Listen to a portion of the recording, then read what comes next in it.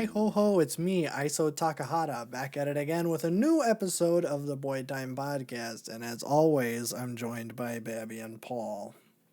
Hey, hey, he. Mm. We have a slam dunk episode this week.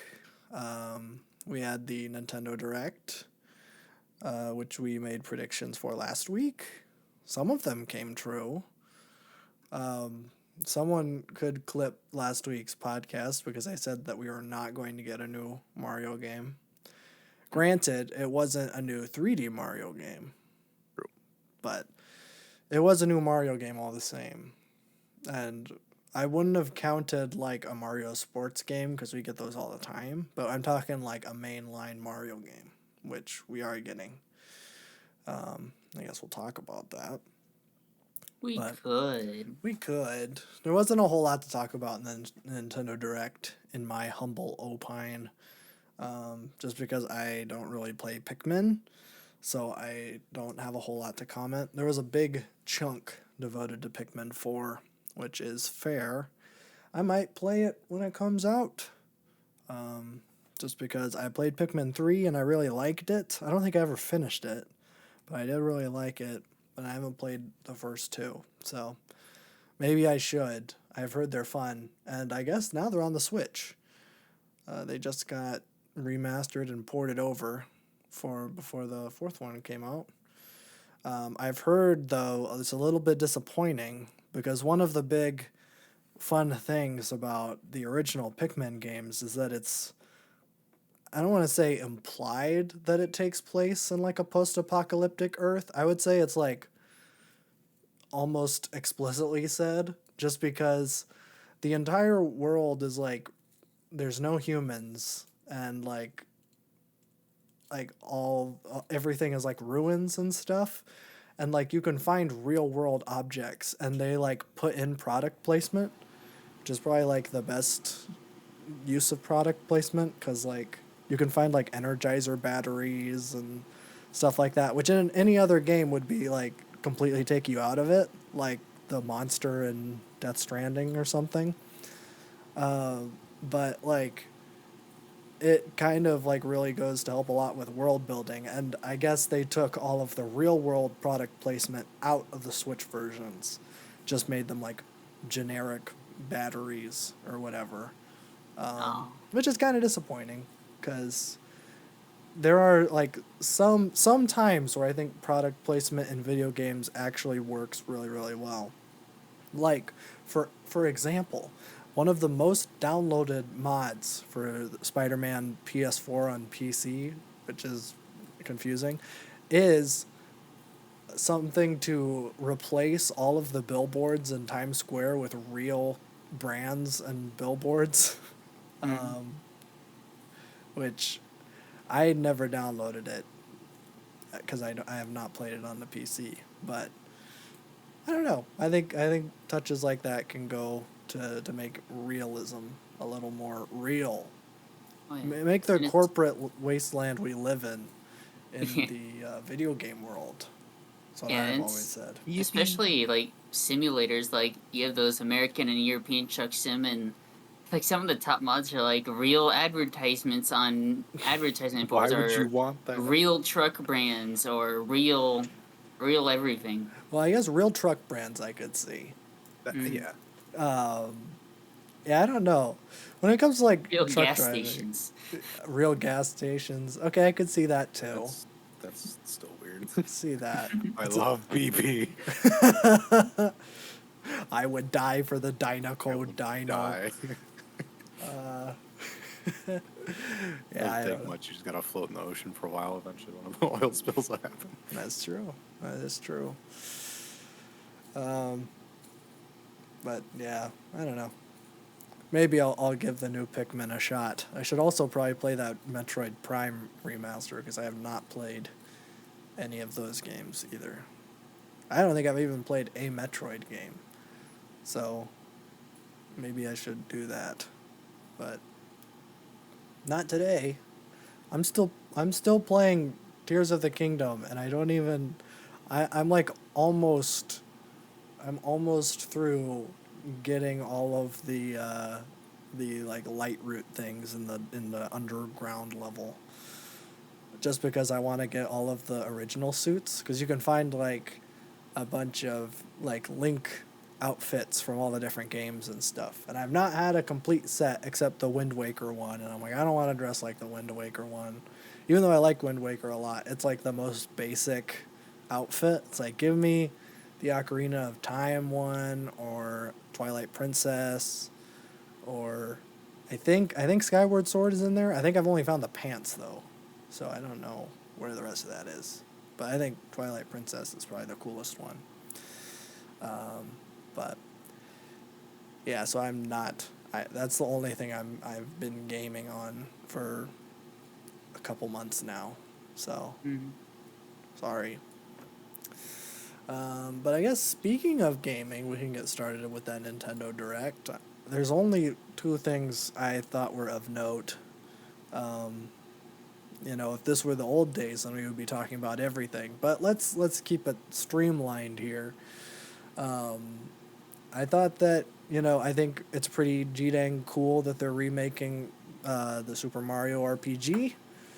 That is a game that is pretty inaccessible, and it's a predecessor to, I guess, just the entire Paper Mario series, franchise, if you will, where it's a Mario with RPG elements.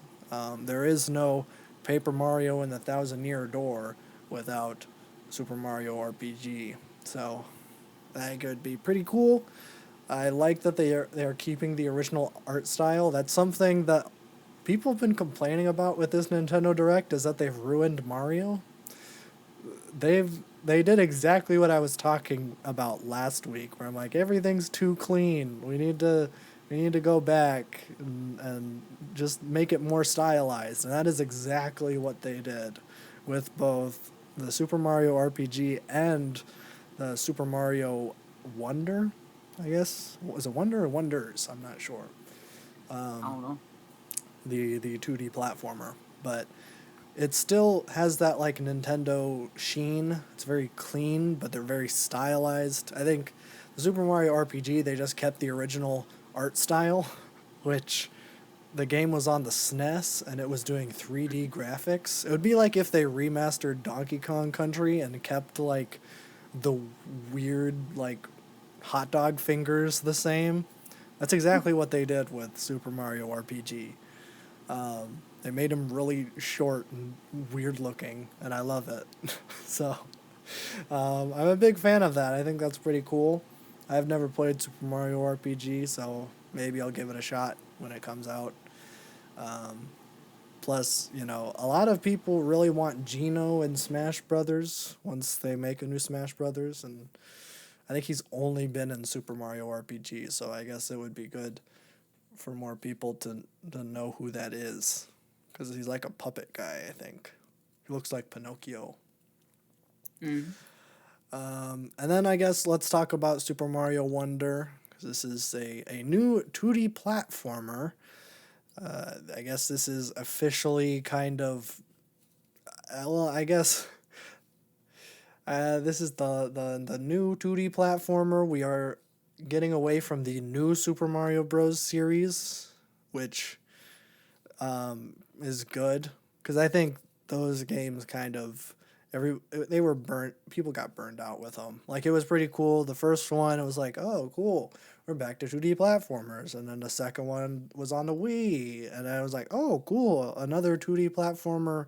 And then they added 4-player co-op. That's pretty cool. And then they did 2 entries in the same year, one on the 3DS and one on the Wii U, and both of them did not add anything pretty much from their other. Either the console version was pretty much the same as the Wii one, and the new Super Mario Bros. 2 was pretty much the same as the other DS one. So I think people were done, and they didn't even change the art style or anything, and the art style was pretty bland. I think that is probably the main criticism of the new Super Mario Bros. I guess series. But now we're done with that, and we're going a new 2D Mario Bros. Thing, a Super Mario Wonder.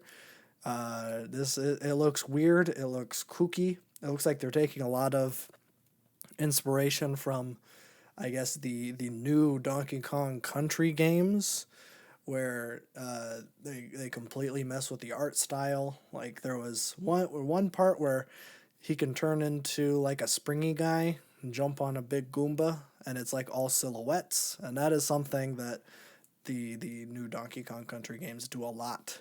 Like a lot of the like water levels in Tropical Freeze were like kind of the blue, and then like you were just kind of like a black outline of Donkey Kong, and then like if you had, and then his like tie was like red, and that was the only bit of color. And like Diddy Kong's hat, if you had Diddy Kong, just like those little accents. And I think that's kind of what they're going for here. Really, you know, mixing up the art style a little bit. I think it's pretty good. It's definitely a good change, I think. I saw a side by side like art comparison with I believe it was New Super Mario Bros. U, comparing it to Super Mario Wonder, and like some of the poses like running and like ground pound and crouching, and it's crazy. Like the new one has so much character to it. They're using smudge frames, which I have never seen a video game do. I'm sure it has happened before, but I guess for those who don't know what a smudge frame is, in traditional 2D animation, like picture Tom and Jerry cartoon from the 50s, and Tom is slamming a baseball bat on old Jerry that is tied up in an electric chair or something. I don't care. But as he's like swinging, like mid swing, you like pause the frame there, and like the bat kind of has like trails behind it, or there's like copies of the bat in front and behind. That is to like simulate motion in animation, and that is exactly what they're doing here. Like if you pause the video while Mario is running, there's like ghost legs like behind and in front of where his legs are actually in the position in his run cycle. And I'm like, wow, that is cool. We actually are getting some like real animated things here, instead of just, this is a 3D model in in a 3D world that is just 2D for some reason. It's like, okay, got a reason here, and it's looking good. Also, you can become an elephant. An elephant that walks on two legs, though, so I don't know what that means. Also, Not a real elephant. not a real elephant. I have seen people say that there is, because Daisy and Peach are both playable. I'm assuming this is going to be 4-player co-op like the other ones. And I guess they got rid of the Toad, because who wants to play as the Toad? I get that that's a reference to Super Mario Bros. 2, the American one, not the Japanese one, where for some reason it was, you could play as Mario, Luigi, Peach, or Toad, and then they're just like, oh, let's keep that going for some reason instead of an interesting character, because who wants to play as Toad? They should have had Wario or Daisy, which is what they did. I think they replaced Toad with Daisy. So that does imply that there is going to be a Princess Peach and Daisy elephant version. Let's go. Yeah, I'm a little scared to see fan art of Elephant Peach and Elephant Daisy. Yeah, that's not gonna go very well. No, it's not. Who's that one? It's like Shad Man or whatever that does like the messed up fan art things. Is he So he's gone? like a pedophile. Yeah. Yeah, he's gone. I think Okay, he's good. gone. That's good. That's good. Yeah, because I do not want to see his art. Well, I guess in Sure, general. the furries will pick up the slack. There's an elephant there. That's you can work with true. that. That's true. What I really want to see, and this has probably already been done, but I want to see like a real elephant with Mario clothes on. Someone should do that. That could be fun. It's already like as I'm saying it, it's already existing in the world. Because I mean, people have just been using that frame of because it's weird because the trailer ends with him turning into an elephant and then like pinholes. Uh, um, there's so many nods to like 50s animation here. Where like, I'm sorry if this is getting jargony, but like I feel like, do people know what pinholing is? Do I have to explain pinholing? Mm, I don't know what it is. I feel Okay, like if I'll, you I'll okay, explain never it to mind. Paul. You know, like, okay, let's go back to Looney Tunes, I guess. At the end of the Looney Tune, and then it would go da da da da da, and then it would like circle in on Porky Pig, and then you would pop up and go, that's all, folks. But it's just like as the screen is getting closer and it's just becoming like a small circle. That's called pinholing. Generally used Ah, to end okay. something. So it pinholes in on just the elephant. So it's just a little circle of the elephant. And I've seen people turn that into their profile picture and because it has like a border around it. So it's like a perfect profile picture. So it's probably what they had in mind. Maybe. I don't know if Mm. Nintendo's that hip, honestly. Oh. But yeah. I don't know. It looks pretty cool, and I love when Nintendo does this. They're just like, hey, it comes out in October 20th. So, I mean, less than 4 months away, they announce it. And I think that's pretty cool. I like when studios do that. I saw, this week that, I don't know if it was Todd Howard or if it was just someone at Bethesda. They said that Elder Scrolls 6 is at least 5 years away still. They showed that off in the 2017 E3. It was that long ago already. That's crazy. Yeah. Which means that if it comes out in 2028, it will be 11 years since it was first announced. What is the point? You know, GTA 6, we know that's being developed. Didn't need to show it off at E3. They just made a post. They made a tweet about it. Bethesda could have done that. Saved us all the trouble. Especially since they weren't even working on it. Like, I think they've mostly been focusing on Starfield for the past like 5 years or so. Yeah, I have no idea. And also, Todd said this is going to be his last Elder Scrolls. Or I don't What? know. I don't know if he says it's going to be his last game, but it was like this is my last Elder Scrolls, which I guess makes sense. I mean, he's been doing them, I think, since the third one, right? I don't remember when he kind of came in. Yeah, I don't remember if he founded God knows when. Bethesda. I don't know. I don't know the studio lore of Bethesda. I know that he was in the development of the third one, which is Oblivion, right? Is it Morrowind or Oblivion? I thought Morrowind is the fourth one. Am I I right, think it's Paul? Oblivion. Paul, you have played these. I haven't played Morrowind, but that's the third one. Oblivion. It goes Daggerfall and then Morrowind and then Daggerfall. Oblivion That's and what then it is. Skyrim. Oh, okay. I got them all mixed up then. And then there's Elder Scrolls Arena, and that's the first one. Yeah, but no one talks about that one. Nobody wants to. Nobody. Even though there's nudity in that game. I think there's pretty close to in Daggerfall too. Unfortunate. It's from like the 90s, so I mean, why Yeah. wouldn't there be? That's true. PC gaming in the 90s was weirdo mode. I tried playing Daggerfall, but oh my god, it is difficult. I gave up like 2 hours in. Because like it takes like 10 minutes of just pressing W, pressing S, pressing W, pressing X, and just rapidly clicking. Like that's the combat if you're doing melee. And it takes so long because like 80% of your attacks miss.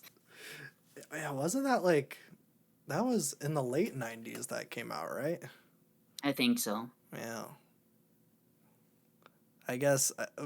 well, when did Quake come out? Quake was in the 96. 2000s. A quick 96. Doom? When did Doom come out? 1824. Pretty much. Which I watched a whole video. I don't know. We're kind of bouncing all over the place. I watched a video about the Doom map, the fan made Doom map, myhouse.wap. I keep getting that video recommended for some reason. I've never watched any of that stuff. It's good. It showed up, and I'm like, oh, okay, I'll watch it. I guess that shows what I watch. All of my videos are either like a 2-minute meme goof or 2-hour video essays. There is no in between. So, yeah, I watched it. It's very good. Very interesting. I don't know how that map was made, especially for the original Doom. Is how that original Doom works. And I think the map size for that map is bigger than the first 2 Doom games combined, like over 4 times. Because they're like 2 megabytes or whatever. But yeah, very interesting stuff. But I think that'll do it for gaming. I think that's it. Mm-hmm. There was a Game Awards concert. Okay. I don't know what you want from me. But let's move on to some, I guess, movie/film industry news. I guess we'll just get the movie news out of the way first. But Ari Aster, visionary filmmaker, he announced his next movie. It was rumored that it was going to be a Western, and he kind of confirmed it, although if I was worried about Beau is Afraid, I am very hesitant about this one, just the description alone. The movie is called Eddington, which already I don't know what that is. It's described as a Western noir ensemble movie set during the COVID-19 pandemic. I just said like a bunch of words that don't really mesh well together. Already, Great for SEO. yeah, for real. Already, Western and noir are kind of weird genres to kind of mix. And then you add COVID. What is this, a time travel Western movie, or is this a Western set in 2020? So not a Western. I don't know. I'm very confused. Especially after Beau is Afraid. I am just I'm like, oh boy, what is even happening next? Because I feel like he has completely lost any semblance of I think he's just thrown relatability out of the window, and he just wants to be like a super artsy guy. Or at least that's the vibe I'm getting from Beau is Afraid. Because I think all of the like, white girls that really liked Midsummer, I don't think they understood Beau is Afraid. I don't understand Beau is Afraid. So I have no idea what to expect with this. I will see it, but I am nervous about it. Hopefully he can prove me wrong. But that's it for movie news. I want to go see Asteroid City. It was not playing in my town. Marcus? Greg Marcus, for some reason, he's 1 week behind the curve always. I had to wait a week to see Beau is Afraid. Come on. And now I had to wait a week for Asteroid City. Came out this weekend. No screenings, but this weekend there is. So hopefully I will see it this weekend. We'll see. The show times have like a weird gap. It's like 1, 4, and then like 9:30 and 10, and I work on the weekends. So, and I have to be up by 6. So if I can't go to like a 9:30 screening. Or, no, well, I could, but I'd be very tired the next day. So I don't know. We'll see. If I get off work early enough, which probably won't happen, I could get to the 4-1, but we'll see. So hopefully I will talk about Asteroid City next week. There's probably not going to be a whole lot to say, but we'll see. But we need to talk about some big industry news things. Oh, Yes, specifically having to do with Warner Brothers Discovery. I am surprised that this is not bigger news. It was like in a couple headlines and then it kind of disappeared and nobody's talking about it anymore. But Warner Brothers Discovery, they're looking to sell $500 million worth of film and TV music publishing assets, which is giant. I mean, for reference here, it is listed that it is a little bit less than half of their entire assets here that they're looking to sell off. You also have to realize how many labels and things are under the name of Warner Brothers. Right. It is probably like around 50%. Yes. Especially music. I feel like, Yes. like, what even? Is there a WBM? Is that what it is? I don't know if they go under that name. It's interesting because there's a whole bunch of subsidiaries under it. And like even things like Epic and stuff that are big music labels are still part of the parent company of like Warner Brothers, if it is Epic. I don't remember which label it is. But it's a whole pipeline down. I know. Like, this is huge. Yeah. I'm surprised I feel like they've been in the news a lot, just like how they keep goofing. Oopsie. Oops. We made the Flash. What's the Flash? Please. I saw they announced who the Superman and Lois are going to be in the James Gunn Superman movie. Lois. And they are two nobodies, which I think are good. I don't know. I think Henry Cavill wasn't really a big name before he was in the Zack Snyder movies. So I don't know. I also saw that James Gunn said that they are like years and years away from casting a new Batman. I think that's good. Robert Pattinson's really good, so why recast him? Although I think it would have been good to give Henry Cavill a chance, because he was not given good material, I would say.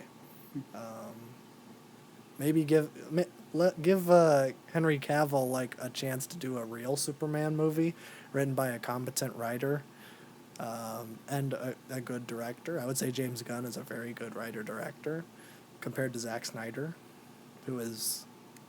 I won't say he's the Neither of worst. those.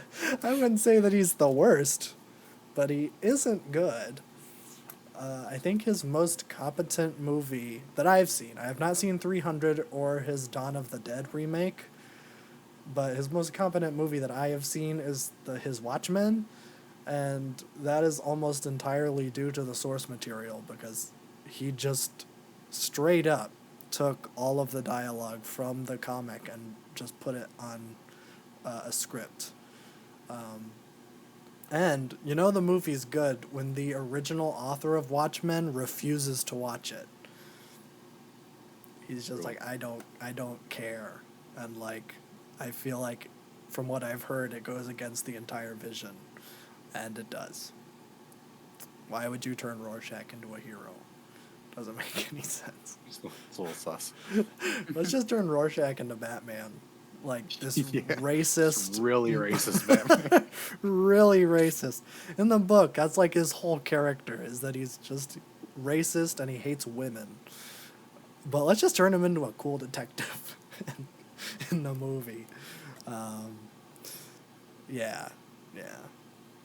And I know they're a little off topic here, but I guess something that I think James Gunn is going to do very well with his superhero stuff is that compared to Zack Snyder is that Zack Snyder does not care about quote unquote real people. He only cares about superheroes, and he likes to compare them to gods. I mean, look at Man of Steel or Batman v Superman, or even the Snyder cut presented in 4:3 to preserve the artist's vision. Of course. Uh, those three movies treat Superman like he is the next coming of Christ. Even in Batman versus Superman, there is a scene where he is saving a family from a flood, and there's a low angle shot of him like flying down with like a kid, and like the sun is behind him, and it has like God rays coming around Superman as he's lowering this child that he rescued down to their family, and then like all the people like put their hands on him because they want to touch him, and it's just like, why? This is a goofy guy in tights that wears his underwear on the outside. Like, stop trying to turn him into Jesus, okay? And I think that's what James Gunn is going to do right, is that Superman is kind of inherently goofy, and you kind of need to embrace it, which is James Gunn's whole shtick, like in everything that he does. So, I think we might have a chance that this is going to be a good Superman movie. I know those are pretty rare, but I'm not sure. We'll see. I'm also a little bit hesitant to trust James Gunn right now just because he is the CEO of DC Pictures, or I guess co-CEOs. And he said that his favorite movie of the year was The Flash, so I just feel like he can't be trusted. Although he would be, I guess, betraying the brand. Even if he wanted to give another superhero movie, if he wanted to say that his favorite movie of the year was Spider-Verse, that might be a bad look. Although, I think he did an interview where he listed his, like, top 5 favorite superhero movies, and I think, like, one of them was Spider-Verse, the Into the Spider-Verse. And this was, like, earlier this year, so I think before the new one came out. But I'm like, oh, okay, he's willing to say something, but I just don't trust him right now. I'm a little nervous. But Guardians 3 was great, so we'll see. But yeah, we'll see what happens with all this Warner Brothers Discovery stuff. I'm not sure if it's going to really impact anything directly. It's just kind of a weird. It's just another indicator that they seem to be circling the drain, which is crazy because Warner Brothers was maybe one of the biggest. Well, not maybe. It was definitely one of the biggest film like media empires. I guess in history, rivaling only Disney. I would say. And now Disney is going strong. I guess their movies aren't doing great, but yeah, Warner Brothers just can't seem to get it right. I'm not sure what's going on over there. But yeah, interesting stuff. But I guess that's it for news. Move on. I watched 2 movies this week. I was going to watch some Miyazaki movies because I watched a very interesting video on some of Miyazaki's history. I'm like, oh, this will be good. Watch some Miyazaki movies. I watched one Miyazaki movie and I wasn't really a big fan of it, surprisingly. And that movie is Nausicaa of the Valley of the Wind. Yeah, this one it's written and directed by Miyazaki. It is, I guess, his dystopian sci-fi movie. It reminded me a lot of Fantastic Planet, that movie with the blue aliens with the orange eyes. It's French from like the 70s. I'm a cool film bro because I know about Fantastic Planet. Just wait, I'll reference Wizards later. I haven't seen Wizards, but I've seen the poster. Yeah, this movie is I guess I I don't know. It takes place like I guess 200, I don't know how long, but it takes place after a nuclear apocalypse. And I guess for those Oh. who have not seen many Miyazaki movies, that is a running theme. Miyazaki is avidly anti-war. He is pro-environmentalism. Um, and all of his movies tend to have a theme of just kindness, I would say, of the ones that I have seen. That not only of kindness, but of kindness being the strong or brave thing to do, which is not usually the case in movies, at least to the extent that Miyazaki does it. Um, yeah, so this movie is about a princess who, I guess, I guess technically a princess, but not in like the sense that we would maybe think of it. Where like her like kingdom or people is just this kind of small like valley village that there are a bunch of people that rely on the wind. They use gliders to get around, and this valley, since it's between two mountains, there's kind of a wind tunnel that goes through. So they are able to harness the wind and get around that way. And they kind of there's this big conflict going on. I guess outside of the village, there's this one other tribe of people that are trying to conquer another tribe of people because even in the post-apocalypse, you know, wars still happen, and yeah, that is again a running theme in Miyazaki's movies. I think my favorite Miyazaki movies that I've seen are Princess Mononoke and Howl's Moving Castle. Howl's Moving Castle is his anti-Iraq war movie, and Princess Mononoke is just kind of general war bad, environment good type movie. And I think this movie is pretty much the same. Environment good, war bad. The main antagonists in the movie are building this super weapon to wipe out the it's like a poisoned forest. And this poison forest has these huge insects, and that kind of defend it, and humans cannot enter this poison forest without a gas mask because there are poisonous fumes all around, and you will die if you don't wear the gas mask. And the gas masks are futuristic gas masks that make you look like a bulldog or something. Yeah, they're jowly. It's kind of funny. But I think it's interesting.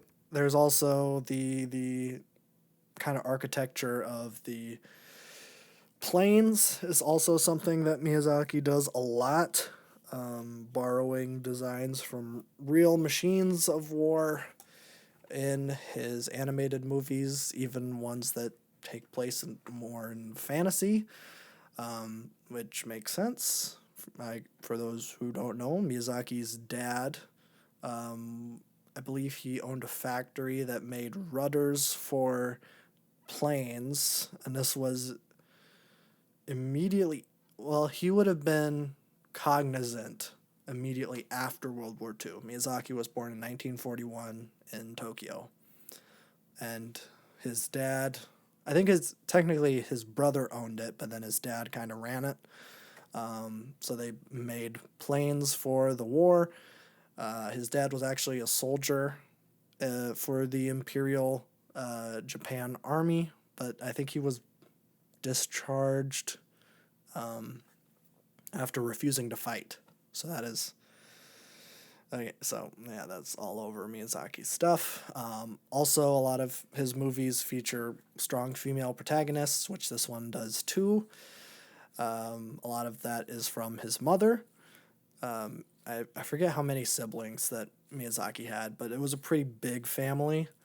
And he was probably the closest to his mom. And while Miyazaki was pretty young, she was diagnosed with spinal tuberculosis, which limited, I guess, just her ability in general.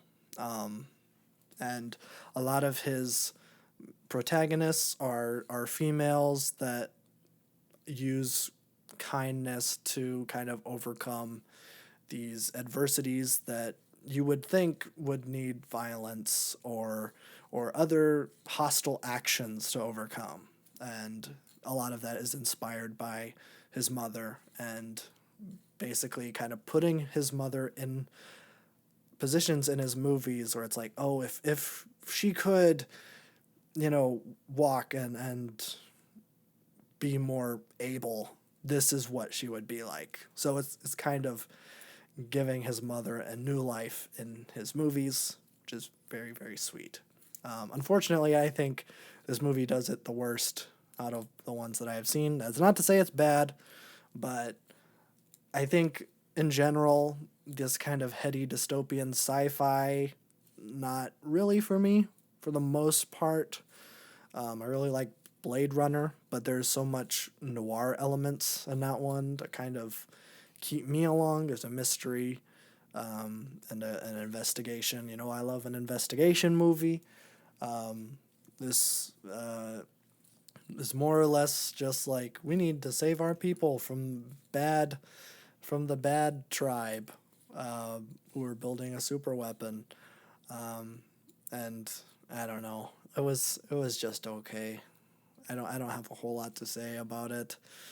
I thought it was just interesting because I watched this Miyazaki kind of video essay, and then I immediately watched this movie, and there was a lot of things that I was noticing from that video essay in the movie, but I was not really entertained by the movie a whole lot. I gave it a 3 out of 5.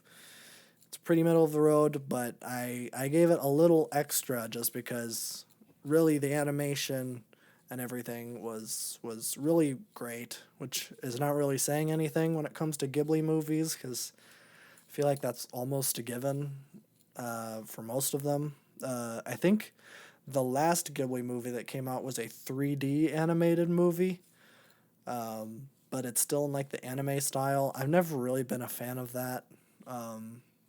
Like, you can do so many things with anime, 2D anime, like the Weathering with You guy. He's doing phenomenal stuff with 2D animation, and also just Ghibli in general. It's just a testament to what you can accomplish with 2D animation, with the anime style, without kind of just like turning it into stereotypical kind of anime stuff that I'm not really a fan of, because it all just kind of feels the same.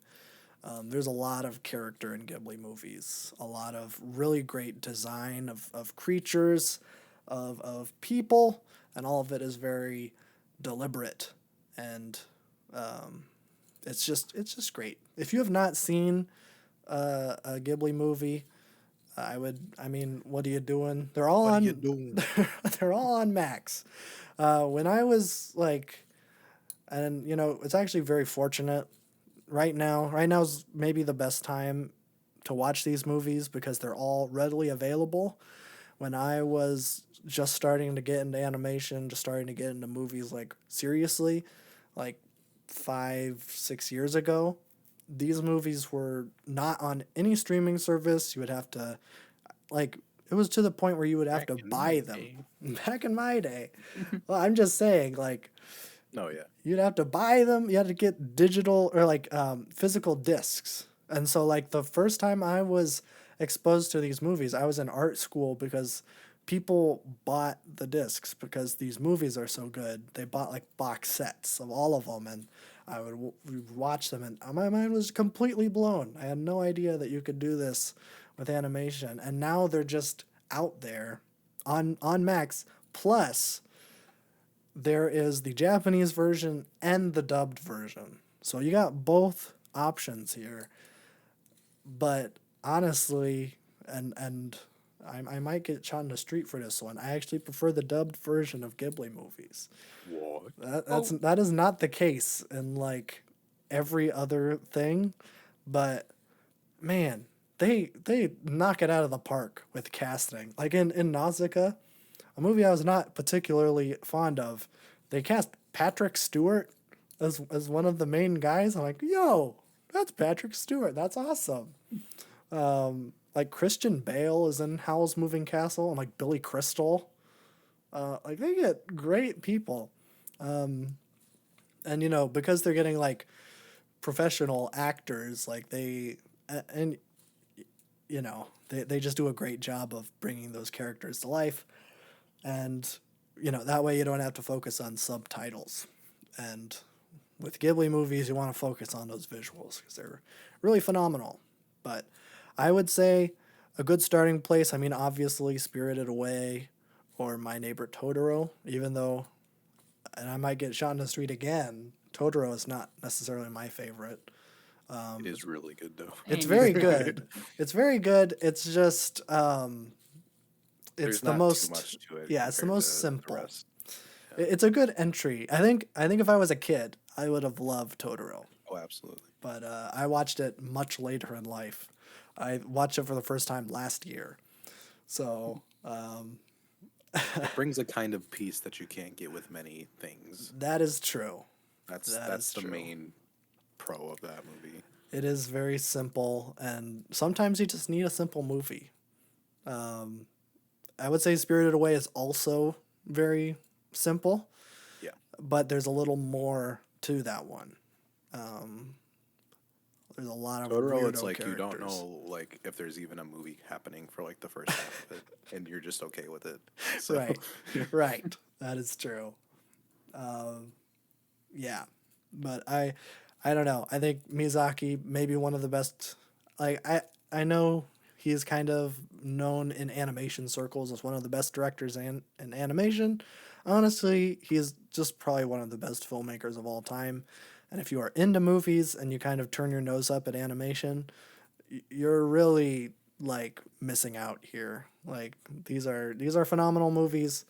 Even though I was not such a big fan of Nausicaa, like I cannot sing Miyazaki's praise enough. Which is why I'm going to talk about a Ghibli movie that is not by Miyazaki, but honestly might be one of the best movies I have ever seen. I'm still kind of reeling from it. I just finished it about an hour ago, but so I'm not going to have a whole lot of in-depth things to talk about. Also, I don't want to spoil it. But unfortunately, going back to what I was saying about pretty much all the Ghibli movies being readily accessible, this one is one of the few ones that is not. It's not on any streaming service. I got it on Vudu. They were running a sale on it for some reason, so I could either rent it for $3 or buy it for 5. So I'm just like, I'll buy it. Why not? So I bought it, and I'm never ever going to watch this movie again because it was soul crushing. The movie is Grave of the Fireflies by Isao. I don't know how to pronounce his name. Iso Takahata, who has, I think, I don't know how many Ghibli movies he has under his belt, but he has, I think, 3 or 4. It's this one, Castle in the Sky, and The Tale of Princess Kaguya. Those are the ones I know he did. I know he's made other movies. But this is, I think, if you're going for a Ghibli movie and you're going for that style, this one is real. This is a real life kind of historical fiction type thing. So I'm going to give kind of a premise of this movie, but then like I'm going to try to keep most details either vague or just not included because I think this is like maybe required viewing. If just if you are alive, I think you should watch this movie because holy moly, this is maybe one of the most emotionally dense and like devastating movies that I have ever seen.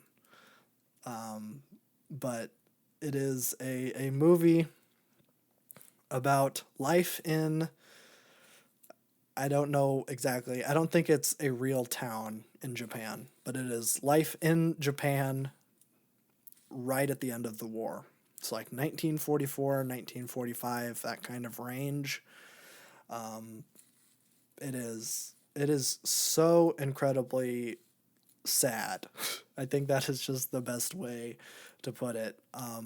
It starts off, the main kind of crux of the movie is that it is this, I guess, just this family. The dad is a Navy officer and he is off fighting the war. The mom has heart troubles, but she's doing her best to raise, like, I think it's like a 15, 16-year-old boy and then a 6 or 7-year-old girl. So very young kid. And then you have a teenage son who probably grew up too fast. That's kind of just where we're starting off here. And they have to deal with regular fire bombs that the Allied powers were doing, these kind of air raids. And like within the first like 5 minutes of the movie, their entire village is burned down and the kids are separated from the mom. And from there, like you would think by then, that's a pretty sad start. Surely it just goes up from there. No, it goes down from there. The entire movie is just a downward spiral of how life in Japan during the war just got worse and worse as the war kept going on. Like as factories and stuff were getting destroyed or closing down for whatever reason, like other factories had to pick up the slack, which meant that more money and funding had to go into the war effort to try to rebuild factories while also keeping production up in existing factories. So then food production went down, and this 15-year-old, he basically had a job at a steel mill, and he also went to school, but the factory was destroyed and so was the school. So like, where is he supposed to go? Is he supposed to just join the army? He's still a kid. And he also has a 7-year-old sister to take care of, and it is just so, it's so good, and it's so different from other Ghibli movies. Like, I think a lot of like Miyazaki movies, they tend to, even if you're dealing with really kind of heavy things like the Iraq War, they aren't talking about it directly in Howl's Moving Castle, but it is pretty explicit that that's what that movie is about. You know, there's this sense of like kind of whimsicalness, a sense of that, just a sense that good will win and that things are going to get better. And I think, that's something that Miyazaki, like, that's a running thing in his movies, is that he doesn't want evil to win, or he doesn't want his movies to end really sad. But I guess Iso Takahata does not share that same philosophy, which I guess if you are going to be talking about life in war, you can't pull punches. Especially like Japan. And I mean, this is 1988, so Ghibli hadn't really got like the international kind of recognition that they had gotten by the 90s to early 2000s. So this is still early Ghibli stuff. But yeah, and I guess they probably didn't have a Western audience in mind here, like they might have had later in their,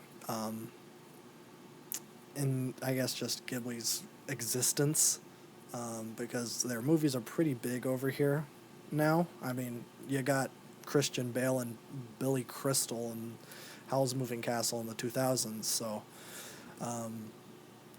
Yeah, but the dub of this movie did not have any big name actors in it. I think it would have been,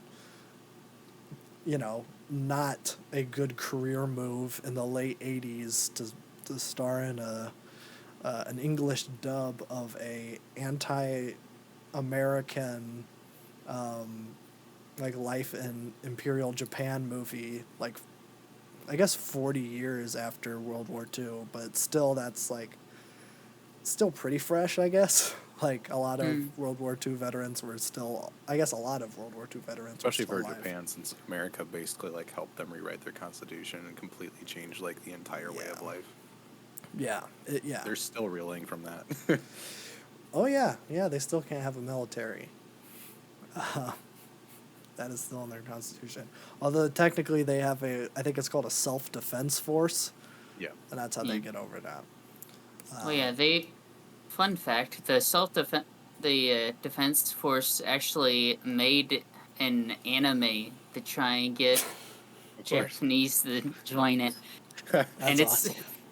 it's one of those like go to a fantasy world and you have funny like knights and dragons, except you go fight them with like helicopters and rocket launchers and stuff. That's That's awesome. awesome. I would watch that. I should do a segment on like stupid military propaganda. You should. That'd be great. I know like Israel uses like weird models like model chicks and stuff to like do that. They got Gal Gadot. Yeah. Um, yeah. Although I don't think this is military propaganda. It's pretty No, no. anti. Yeah. I'm just saying it's military. a separate segment. I feel like Yes. that'd be funny. Yes, but I think yeah, if you get the chance, check out Grave of the Fireflies. Again, I think this is required viewing. I need to make a list. There are a bunch of list. movies that I say are required viewing. I need to compile this. And maybe it's just all the movies I've given 5 stars on Letterboxd, but I don't know. I feel like I need to make a list. I've thrown around the idea of like making like a real American citizenship test, because who cares who like the 5th president was? Like that's not actually going to help you be an American citizen. There are a bunch of movies that's like, okay, you want to know, you want to go to America and you want to be an American citizen, this is what it's going to entail, and just watch a bunch of, like, watch American History X Yeah. before you become an American citizen. Or just look at like watch CNN for 3 days, and then if you still want to be in the country, then you're in. That's right. Yeah, I need to do that. I think that would be good. But I think Grave of the Fireflies is definitely going to be up there, especially because a lot of, especially here in America, like it's weird that the nuclear bomb thing is a debate, when it's like, oh, I don't know, was it a bad thing to bomb civilians? It's like, yes. I mean, Of when course your it school was. System teaches you that it was like a thing and it happened. And you're like, this ended the war technically. Yeah. At least that's the way that's kind of phrased. I mean, I remember we're learning about it and it was like, whoa. I didn't like have a gut reaction where it's like, that wasn't good. No. I'm just kind of like, oh, okay. Yeah. If I know my World War II like ended the war correctly, I believe they were already planning on surrendering, but not they were. yet, because the Soviets were like almost pushing into Korea, and then like the nuclear bombs were just the okay, fine, we'll do it. Yeah. So Yeah, it nuclear would have bombs was happened, kind but of it like happened a lot sooner. Yeah, it kind of kicked off the U.S.'s Cold War campaign too, because they wanted to show strength immediately after, Oh yeah. Yeah. and it gives them Japan to rebuild. Right. Mm. So Yeah. This movie does not really go into that. no, and it In doesn't fact, really need to, since it's from Japan, people kind of know that. right. In fact, the nuclear bombs are not brought up at all. It is just the firebombing campaign. This think that's kid, smart. this kid does not even find out that the war is over until like weeks after the fact, and he finds it out just because some people were talking about it on the street. because, he doesn't have a radio. He doesn't have any way of knowing that the war is over. And so it is a very kind of, you know, it's a very small kind of view on a very specific individual view on the war. And I think it's based mean, on a book. It's pretty universal too, because you could talk about Vietnam, Cambodia, Right. Laos, Mm-hmm. anything in Southeast Asia following that. So, Right, I yeah. mean, it's a pretty smart move. It is a smart move.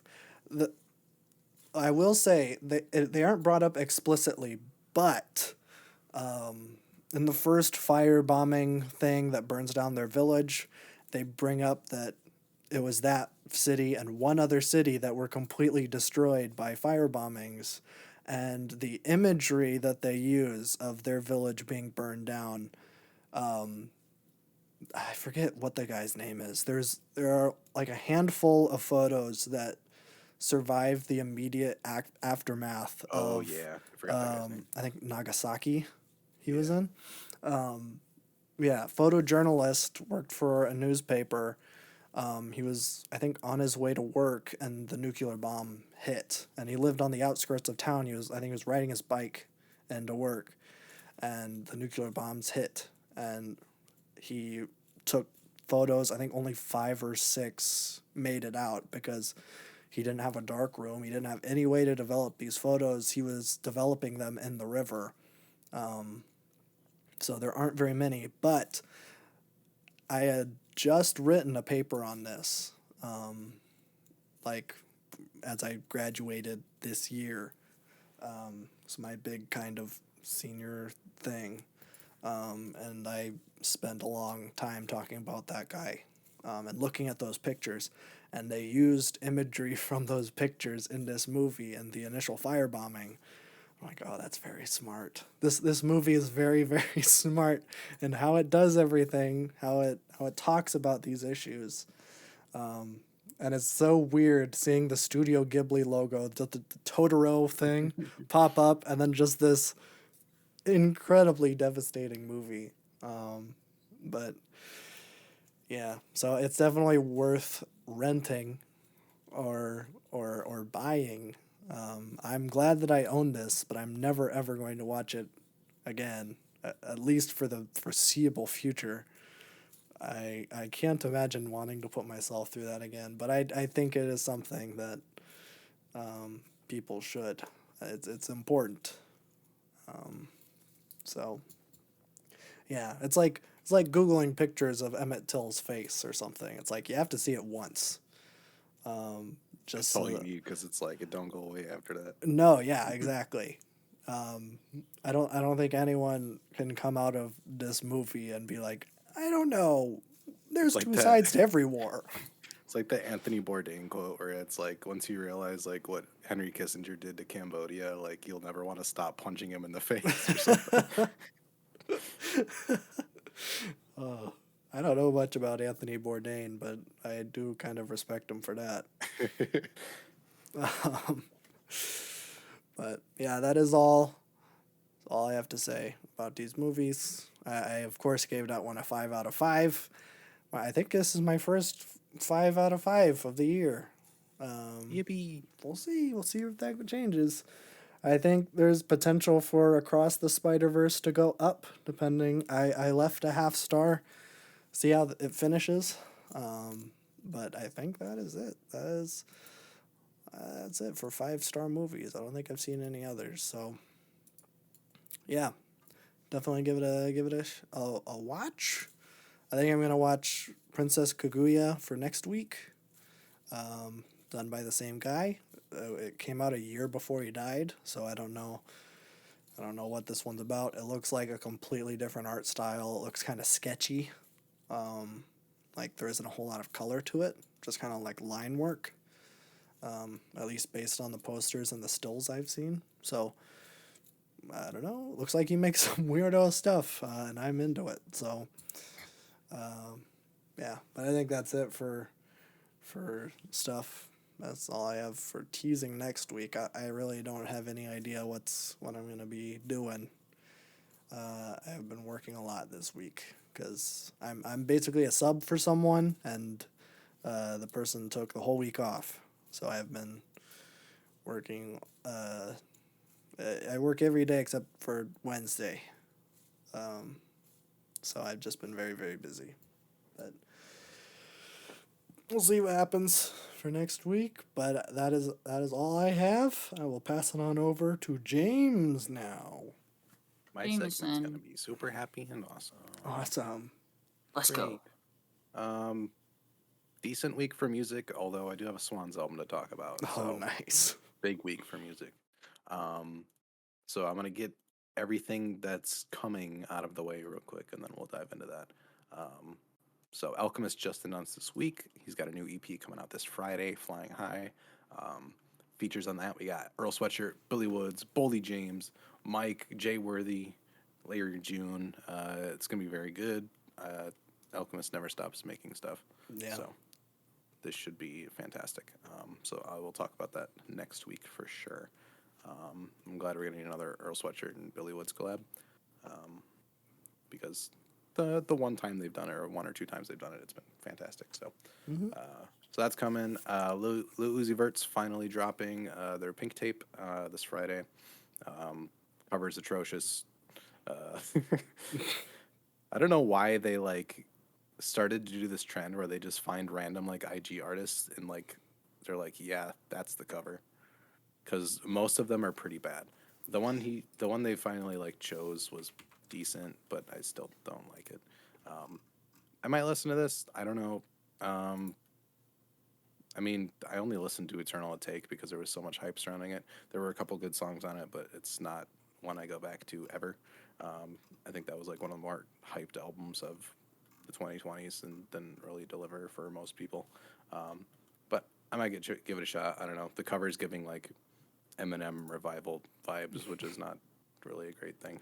I don't know what the obsession with American flag drapery is in album covers, but usually it doesn't work for me. Wait, this is for Lil Uzi? Yeah. Oh. So, we'll see. I don't know. I probably won't have time to listen to it for next week, but it is on my radar. Post Malone announced the release date for his new album, Austin. That's going to be July 28th. Again, an album that I might not even listen to, depending on how people are feeling about it, because I feel like I've had my time wasted by him over and over again. So, Yeah, especially since it seems like it's gonna be another pop record. yeah, but we'll see how people are feeling about it. If people are feeling good, maybe we'll listen to it. Who knows? Yeah, it's a big maybe. Yeah, so that's very up in the air. And then Slow Dive has released when their new album's coming out, September 1st. I don't know if I talked about that last night or last week or not, but so that's September 1st. So coming right after the summer. That might be fun for a reaction. Who knows? We'll see what else is going on at that point. But, I think that's it for news.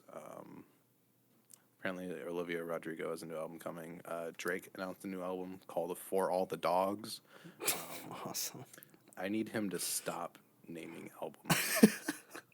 He went from Certified Lover Boy to Honestly Nevermind to Her Loss to For All the Dogs. Yeah. I can't take this man seriously at all. So, oh well. And I think Aphex Twin has a EP coming out on July 28th as well. So I don't know what's up with all these 90s bands just coming back and releasing things, but here we are. It's not a bad thing though, because all these artists are pretty great. Yeah. The only other thing that came out this week was of interest is Max Estate released Watching Movies with the Sound Off, the 10th anniversary edition. Cover's beautiful. The branding and the way they present all this stuff has been absolutely fantastic. I love the artists they work with. The vinyl looks really, really nice. It's spendy, but it's a collector's item for sure. The only thing that's really different here is that there's a couple of bonus tracks, and then they released the OG Star Room track that I have not heard, but apparently people have been wanting on streaming for years. It's really, really, really fantastic. I love the original, like the album version of the Star Room, but this might beat it. Honestly, the vibe is just so different, despite it being mostly the same lyrics. But yeah, really fantastic. And there was a music video that went along with it that looks really really nice too. So I'm glad they're still handling his catalog well and only releasing things that one he would have wanted on because of you know the only reason this wasn't on the album was for sampling clearance Mm-hmm. issues. Um, so I'm glad that they're like getting those cleared and uploaded because these are like especially the OG Star Room is like one of the top Mac tracks ever. So I'll be interested to see if that Mad Lib Mac Miller collab does actually come out this year. I know there were talks of that like a while ago. I'm not Mm. sure if that's still the case or not, but if it does, oh boy, people are going to be all over that thing. So, Yeah. Hmm. Yeah, but that'd be other good. than that, yeah, yeah, I do want to revisit that whole album eventually with the bonus tracks now, because it is one of the better ones. It's when you like really started digging into more psychedelic production and like really doing a turning point as an artist. This was like right before Faces, and Faces is like a borderline masterpiece. So definitely was on like his really, really, really great trajectory there. Um, but I'll give that a listen on my own time, and maybe I'll talk about the bonus tracks once I do that. But yeah, I think that's it in terms of new stuff besides this behemoth that Michael dropped upon us. Um, so the Beggar came out, Swan's 16th album, I believe. I feel like I've been preparing to review a new Swans album since I've like listened to the new ones last year, and I feel like I've talked about a lot of those albums at length, or at least as much length as I could talk, just because some of these albums are kind of hard to define. People said like before listening, like the people that had early copies or like listened to, ripped versions of it or whatever, said that it was like very, very, very slow. I kind of disagree. This is like one of the easiest Swans albums to listen to, in my opinion. Um, it's definitely got a bigger focus on lyrics, and the vibe of it is completely different than. I don't want to say everything they've done because it's kind of a culmination of everything they've done. Mm. 1995 and upward, pretty much. Um, So you definitely get elements of the trilogy series in here, but you also get stuff from Leaving Meaning, their last album that was definitely more laid back and almost acoustic. But you also get 90s Swans. There's some tracks on here that are soundtracks for the blind all the way. Even Children of God has like these kind of pretty instrumentals that kind of make its way on here. Um, but usually it takes me a while to figure out what these albums mean. Um, I mean, like you have the Seer, which is very, very kind of medieval in the way it's created. Is very kind of animalistic. There's like something chasing you the whole album, but you can't see what it is. It's just like a growing anxiety. You got a To Be Kind, which is just like the most primal instinct that music can provide, and then the Glowing Man, which is just like transcendence. This album kind of takes all three, but it puts it in a very, very central concept that's kind of hard to miss. Um, for context, Michael Gira is like almost 70 at this point, Mm. which is kind of insane. Like, the catalog that he's built and still going is kind of crazy. I do think he's going to be a Clint Eastwood kind of guy and just Yeah. keep making until he drops. Mm-hmm. That's kind of the way I see it. But this album absolutely is about mortality and him either coming to terms with it or actively fighting against it by even making this music. Um, I don't understand how he can tour for like the past 4 years and like play mind-numbingly loud music and not be completely deaf. He's talked about tinnitus a couple of times and how there's always like the ocean in his ear or whatever. Mm. I'm just surprised he hasn't lost all of his hearing yet. But yeah, this new album, I think there's 11 tracks. Yeah, 11 tracks, 2 hours, 1 minute. A lot of these things are and they're about 10 minutes long, besides the Behemoth, that is an album in itself, but we'll get to that later. Opens with The Parasite. Fantastic. Like, it's a perfect intro song in the fact that it's pretty bare. The only real musical motif that happens for the most of this song is just a kind of culmination of all the instruments strumming on one beat. And then just his vocals kind of like mixed in this kind of choir, super big room type of way. Immediately pulls you in at this parasite eating at him. I'm definitely thinking this is just, you know, aging. People are like kind of wondering if he has cancer or something, the way that he talks about death on this album, but I really do think it's just old age. Yeah. I wouldn't go into anything as drastic as that because, like, that would be kind of severe to do. I don't think it's quite a David Bowie Black Star moment. I think it's like, I'm making an album that could be my last if I'm not able to make another one. Right. And he's just kind of battling with, like, he can't do all the things his body used to be able to do. And it's like really, really, the whole record, the writing is fantastic. He really gets at the emotional element without being too abstract like he usually is. Usually you have to like feel the music physically for you to kind of get it. This one, he's really, really open with the subject matter. And it's really kind of vulnerable in a way that you don't really see from him much. I think Soundtracks to the Blind was probably the most vulnerable up until this point. But yeah, intro's fantastic. The soundscapes on this thing are nuts. This one's very minimal, but definitely gets the job done. I just love the way that like the band coalesces in just like one stroke of an instrument to create a soundscape that's kind of wide open and a little bit eerie. Paradise is Mine is the first single. That was the second track. Definitely a little bit more ethereal. There's like these female backing vocals that really elevate it and give it more of like a ethereal, almost heavenly, like afterworld kind of feel. Still really great. I think it fits great in the context of the album.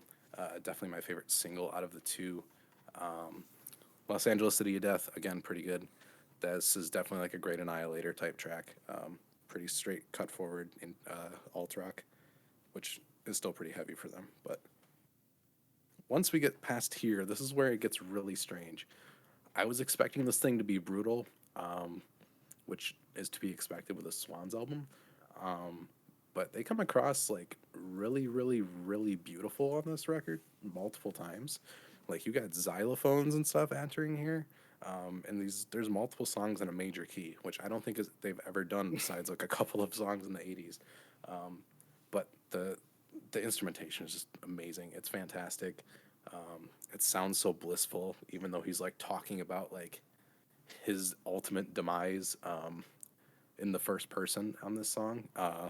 And Michael's done, and it's like the instrumental is just like the most joyous, free thing in the world. It's really strange, but it's so crazy how like I think the lineup for this he kind of took from his side project Angels of Light, which they did a little bit more ethereal music, so it makes sense.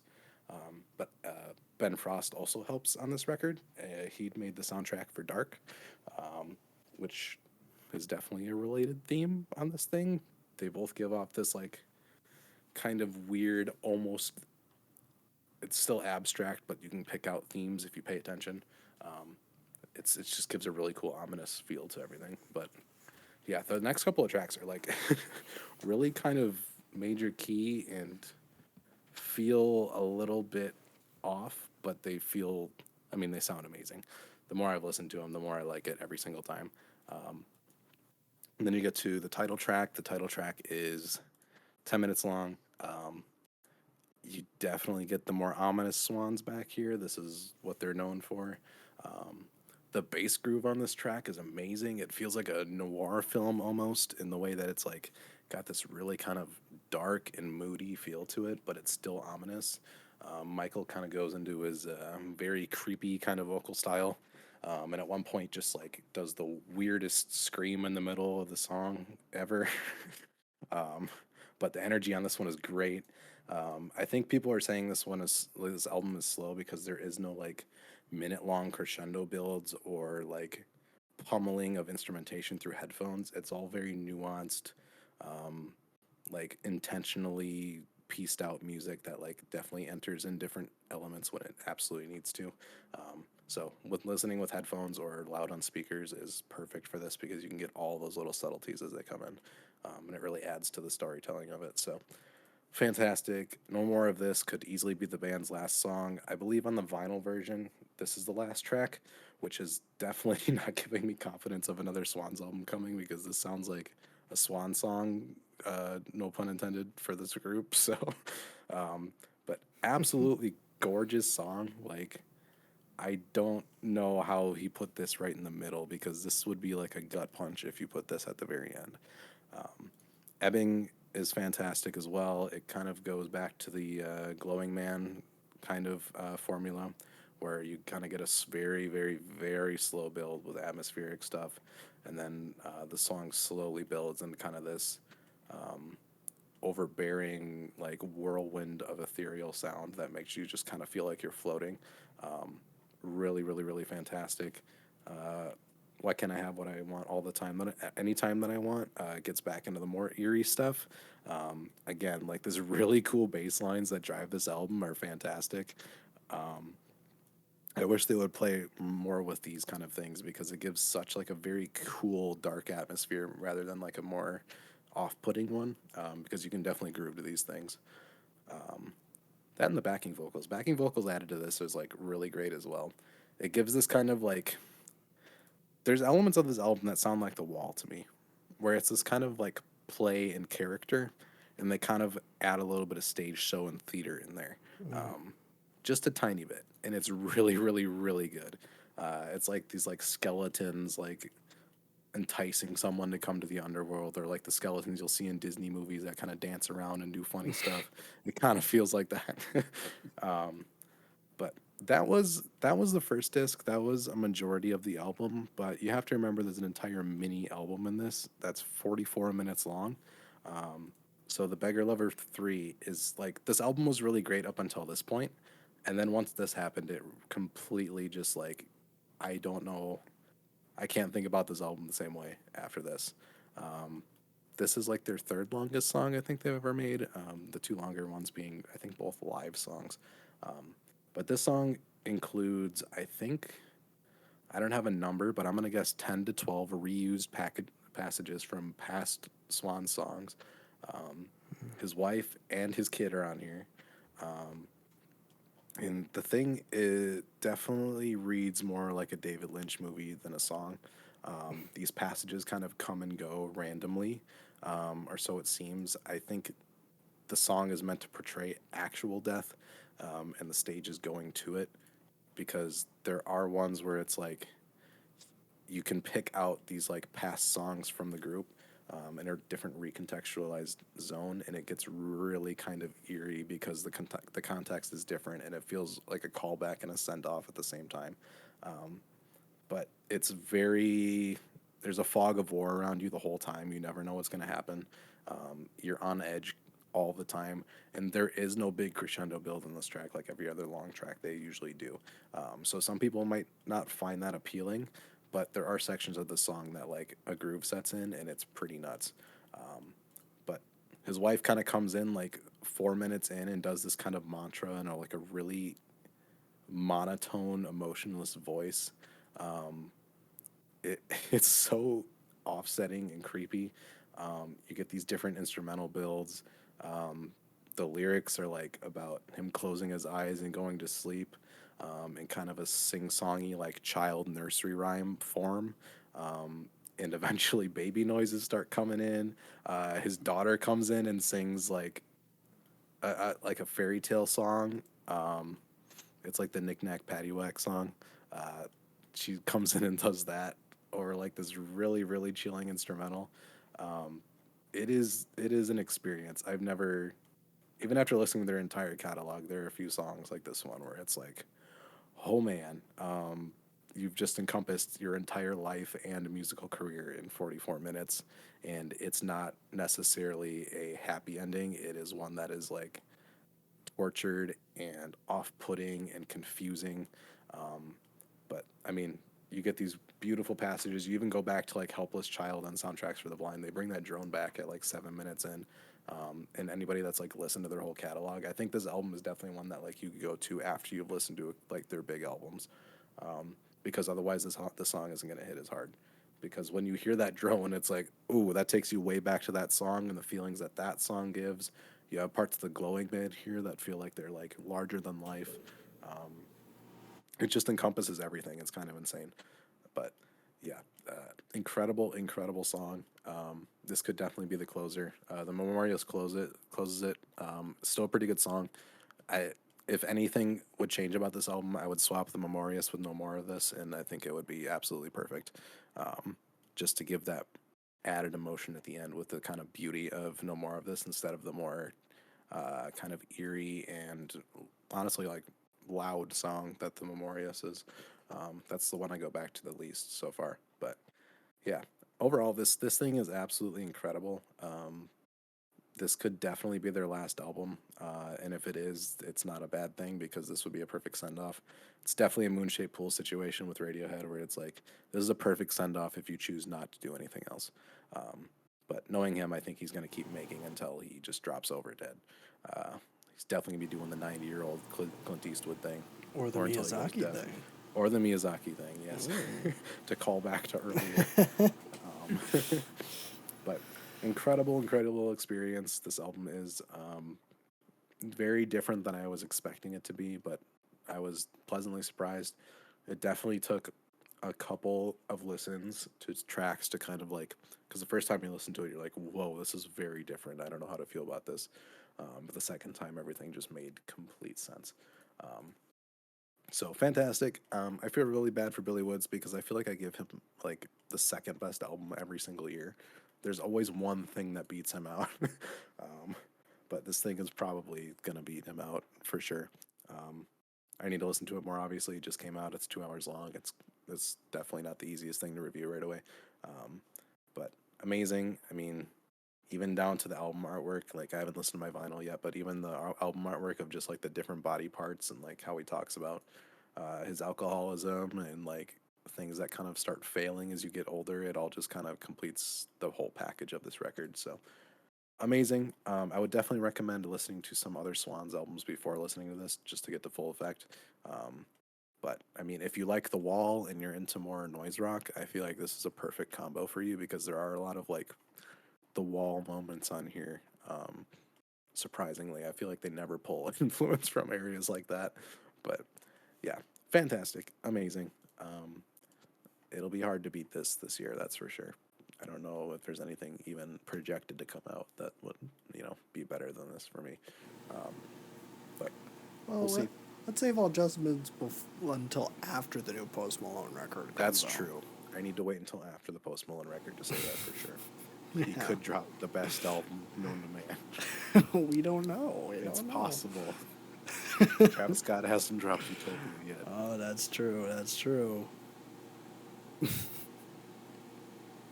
Very, very, very, very, very good. I cannot recommend enough, even though I do know that it's not for everybody. But if you are the people that are into this, then you better listen to it. um, it was weird because this was like a super long post rock album, and we just had Sigaros like the previous week. So, and these are both bands that I like talked extensively about last year, and they're both very long form music. So, it's weird how that works. I feel like we predict a lot of weird things on the podcast in really strange ways. It's We have true. some weird timing with things that happen. Yeah. Uh, Alrighty. So that's music. We'll We'll see. transition to my other segment now. Time for my agitprop quarter. oh, hell yeah. Yeah. So last time we kind of talked about neoliberal policy and propaganda and how it individualizes societal and social issues that seep into our every aspect of our lives. If you didn't listen to that one, you can go back 2 podcasts and find that. I've been kind of going bi-weekly on these things because it's kind of easier to gather my thoughts and revise my writing as it goes. But this time, we're going to dive a little bit into theory and some philosophy, not too much, but I have to do it so we can describe alienation and kind of the loneliness and issues that come with that. I try not to be too theory heavy, or at least not forward about theory in this segment. But for a topic like this, it is kind of necessary because it is like such a ground point to talk about this. So this will kind of tie into the neoliberal segment that I did 2 weeks ago.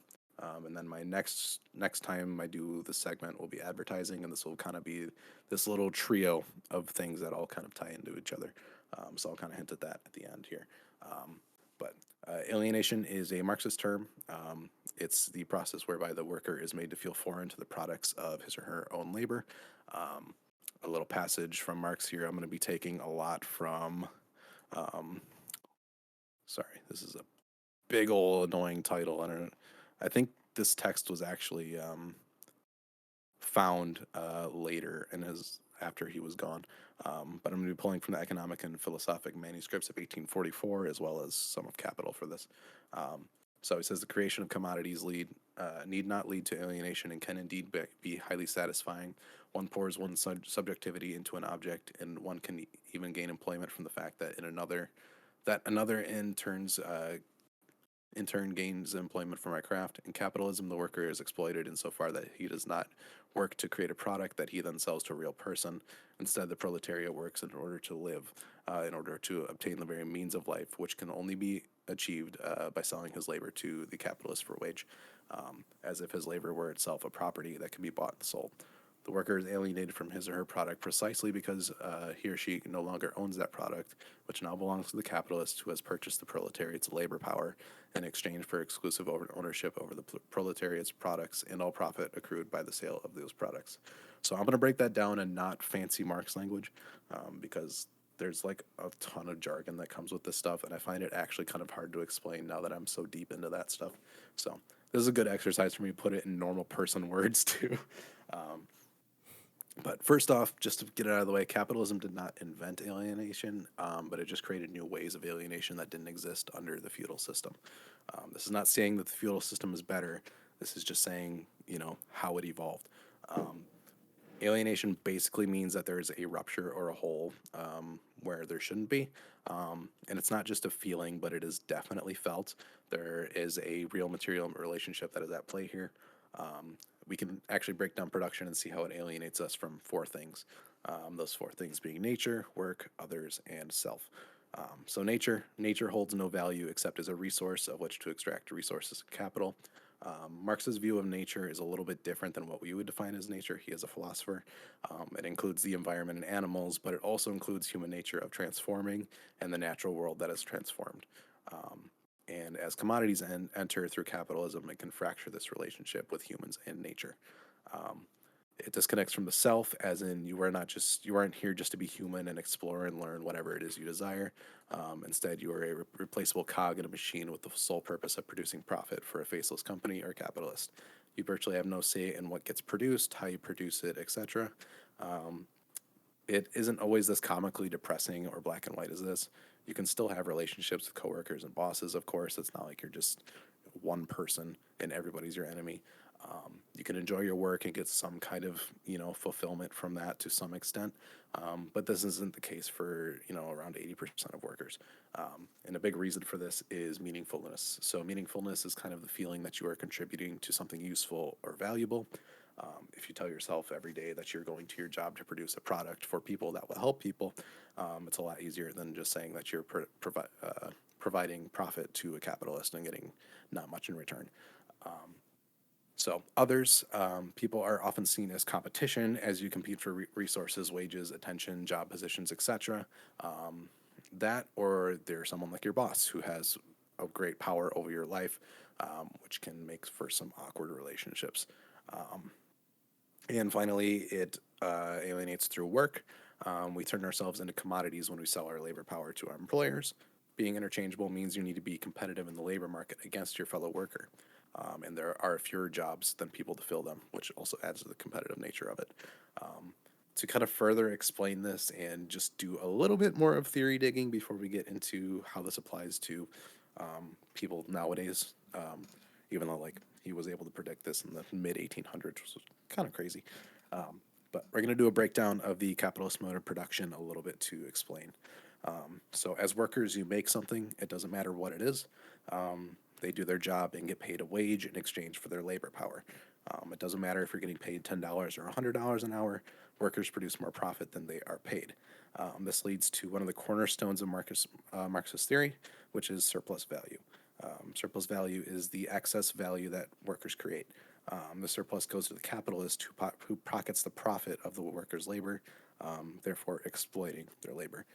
Exploitation is not defined in Marxism as it is, normally, where it's like, physical harm or anything like that. Exploitation in this sense is basically stealing from the worker. So basically, the capitalist takes all the money you create during your job. They give you a portion back of it in the form of a wage.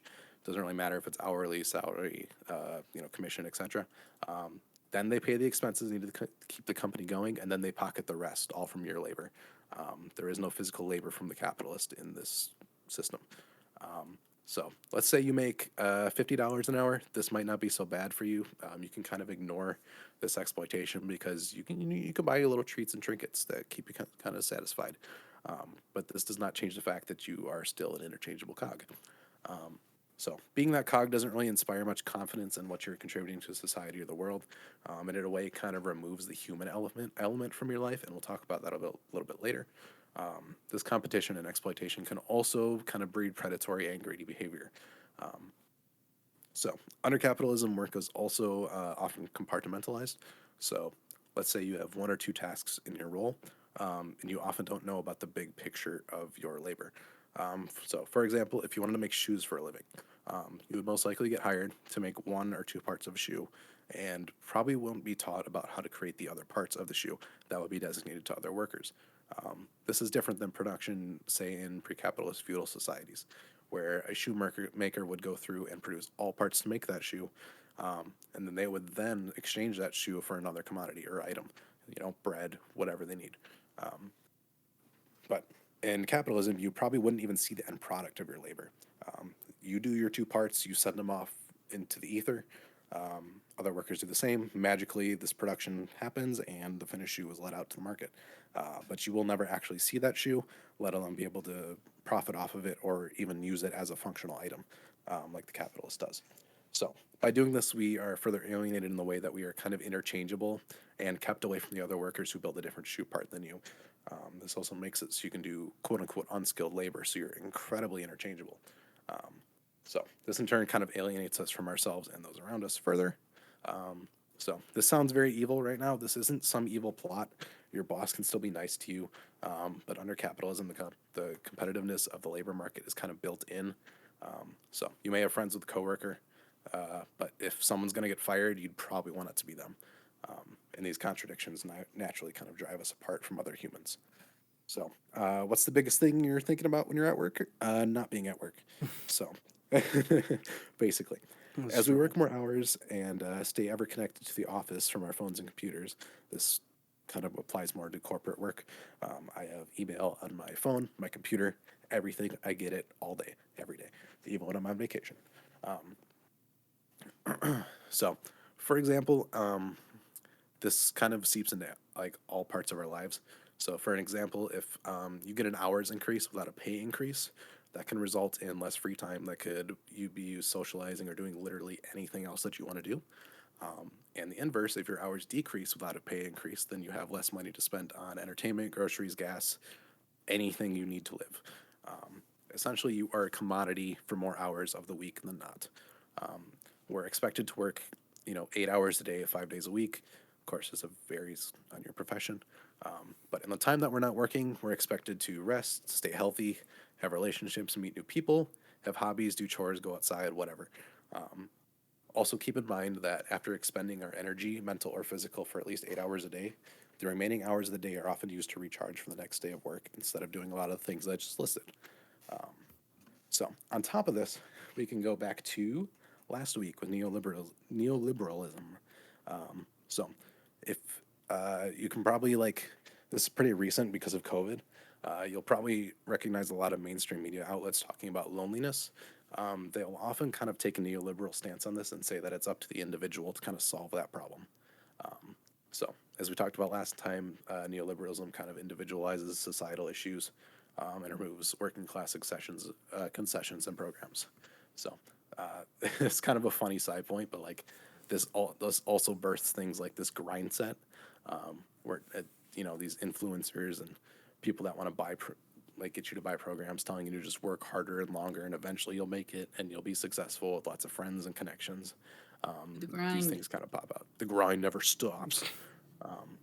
But under neoliberalism, social institutions like public schools lose funding, so after school programs and stuff kind of disappear.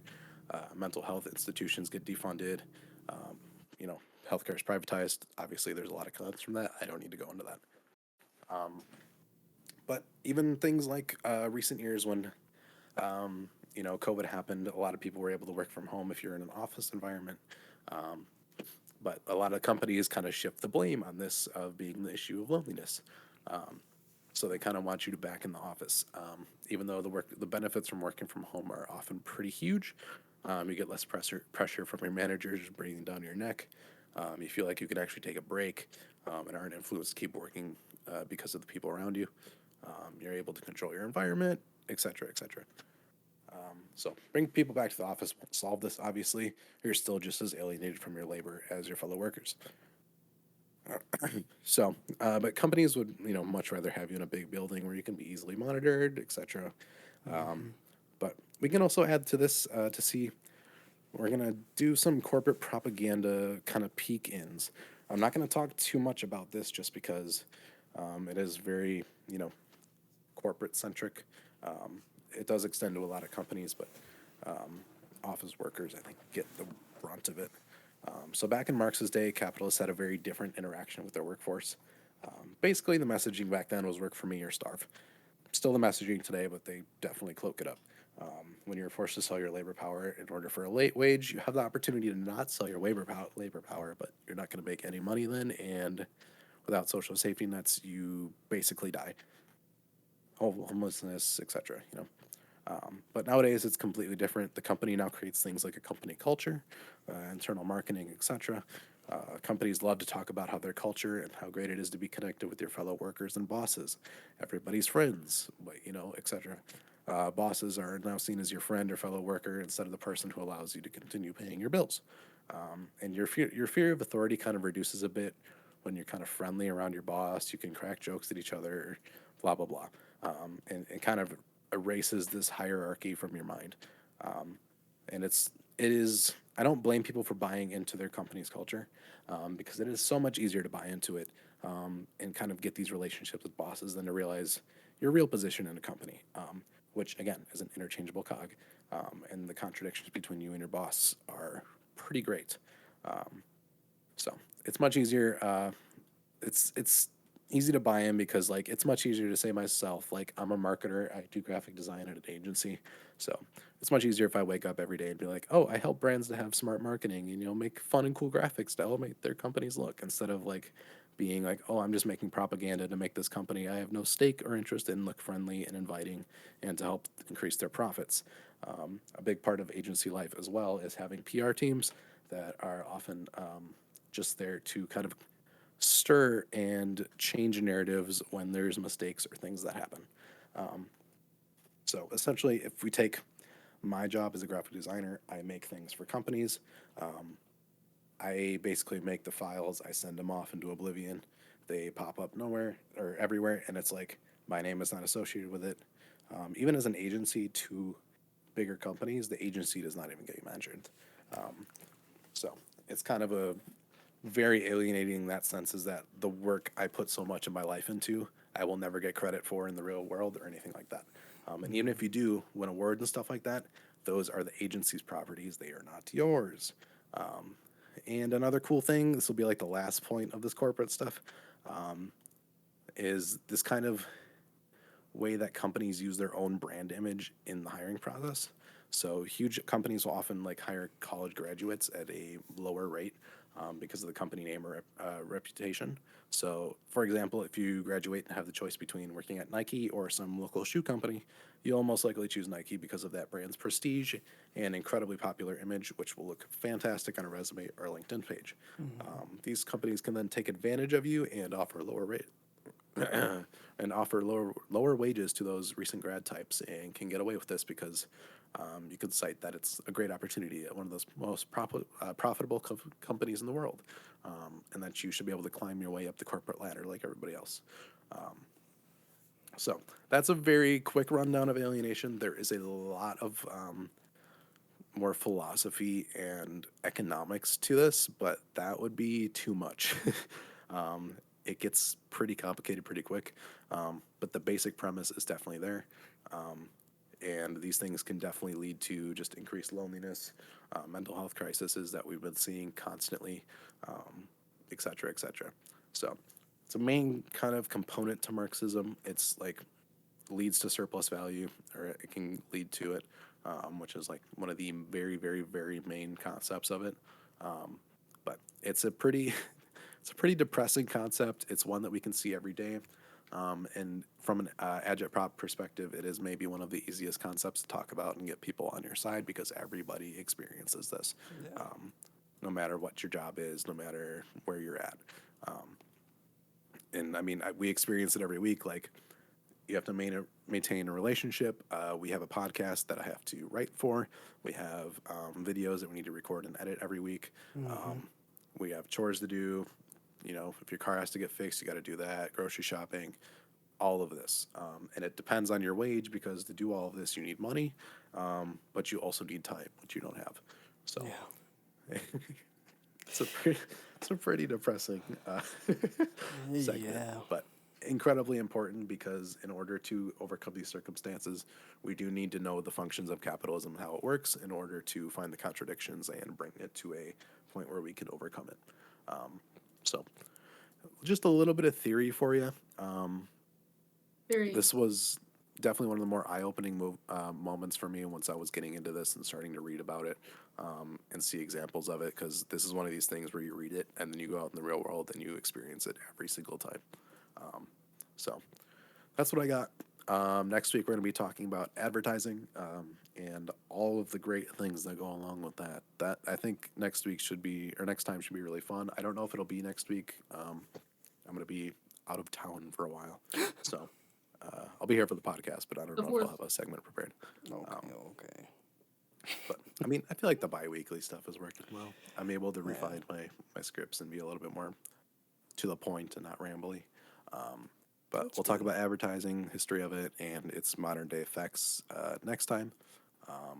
And then that'll probably close out this kind of trifecta of I don't even know what I want to, this is just life under capitalism trifecta, current day. There you go. But after that, I kind of want to explore things like dystopian media and kind of the American dream ideology that seeps into a lot of movies. I feel like that could be pretty good. I just wanted to get these important topics out of the way before we go into more fun and trivial stuff. But dystopian media has definitely been like something for me where it's like, ooh, this would be a fun thing to talk about because you have all your Blade Runners and stuff. And there's this fantastic oh my god, Mark Fisher quote that says it's easier to imagine the end of the world than the end of capitalism, and that's going to pretty much directly tie into the dystopian media segment, as all those dystopian media things, movies, TV shows, they're all still in capitalism. We can't really imagine a world past that. So we're going to talk about that. And then I did write down weird military recruitment campaigns because I could feel like that'd be really fun. We could talk about the weird anime stuff in Japan that we brought up earlier. We could talk about the U.S. Army's like completely failed Twitch recruitment thing where they were trying to recruit children through esport teams. Let's go. Yeah. It's pretty awesome. Fun stuff. Yeah, these last ones have been really heavy, but they are very important, and I do want to get them out because they are pretty key components in kind of building a consciousness and your position, your class position in society, which is something that everybody needs to kind of gain. That's the biggest thing for the U.S. left, is being educated and knowing your place in the society. So now that a lot of this heavy stuff's out of the way, advertising it'll be kind of heavy, but it won't be nearly as, depressing as this stuff. Perfect. But that's what I got. Nice. So what you're saying is that I won't have to pick movies that Yeah, don't worry about that this time. Okay. I mean, I did goof. And That's then, okay. And still talked about something really sad and depressing, but Not everything's rainbows and sunshine. no, it isn't. And This is real life, brother. Yeah. I Unless don't my know. advertising segment is just like incredibly soul-crushingly depressing, but I'm not going to try to take that angle. I'm not a doomer, I swear. I'm just providing You're not resources. You're not Father John Misty. No. Man, I've No. been listening to pure comedy as I've been delivering mail I don't even know what people who are outside are thinking, but Man. man, what a fun guy. Oh yeah. Yeah. I mean, I like Father John Misty. It's just like they're I could talk about like revolutionary optimism and how that plays into like, you know, being a revolutionary and how it kind of keeps us going. Because a lot of the weight of this stuff is like too much to bear almost. Yeah. And a lot of that comes with taking breaks and going outside and, you know, disconnecting, which is kind of what I did last week when I didn't have a segment. Yeah. But yeah,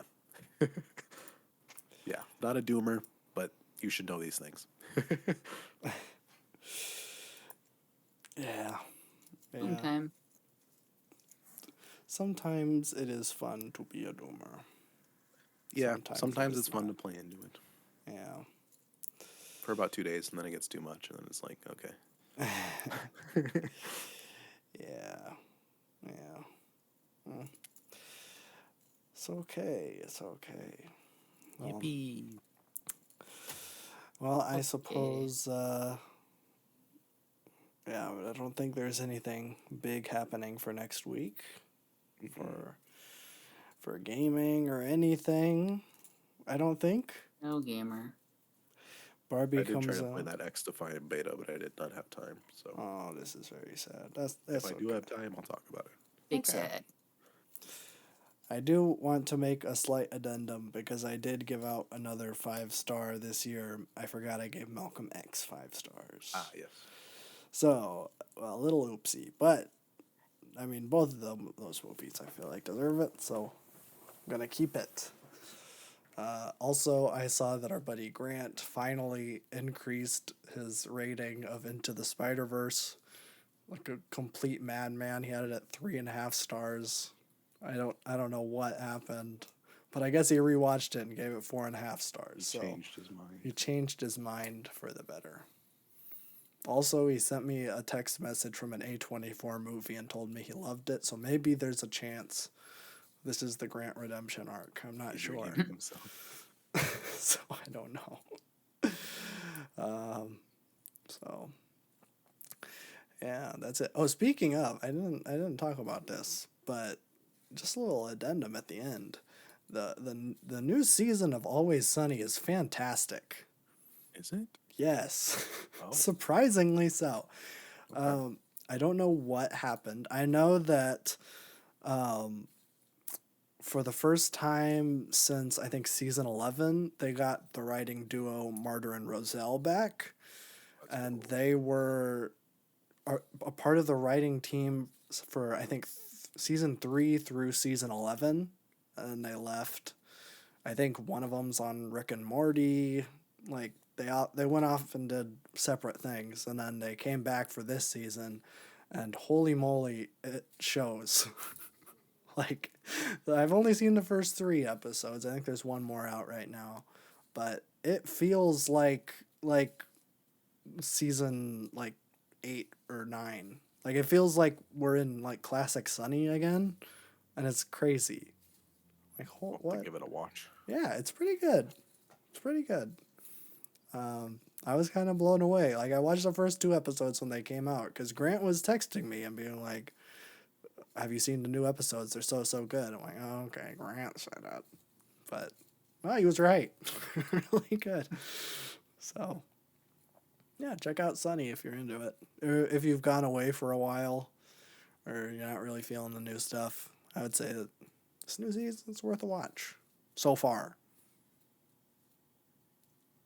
It could just completely just I have no idea.